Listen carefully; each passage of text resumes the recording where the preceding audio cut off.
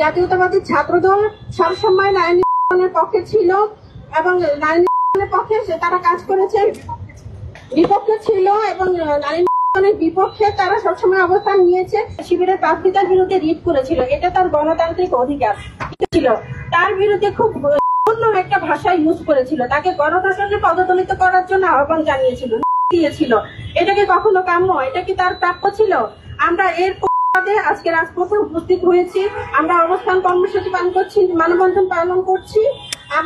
আমরা জাতীয়তাবাদী প্রতিবাদে রাজপথে সোচ্চার ছিল এবং ভবিষ্যতেও সোচ্চার থাকবে। আপনারা দেখেছেন 1971 সালের আন্দোলনে, 2024 আন্দোলনে নারীদের ভূমিকা ছিল, কিন্তু নারীরা তার বিনিময়ে কি পাচ্ছে? সাইবার বিভিন্ন ধরনের সামাজিক যোগাযোগ মাধ্যমে নারীদের কমেন্ট বক্স তো খোলা রাখাই যায় না, তেমন এমন মেসেঞ্জারে এসেও তারা সংগঠনের লোকজন বিভিন্ন ধরনের করে। আমরা সবাই এর এখানে উপস্থিত হয়েছি।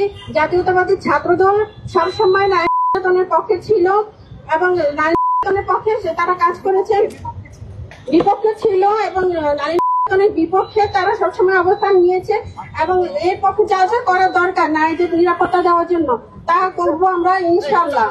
আমরা বিদায় করতে পেরেছি এবং আমরা ইনশাআল্লাহ সংগঠনকেও বিদায় করতে পারবো।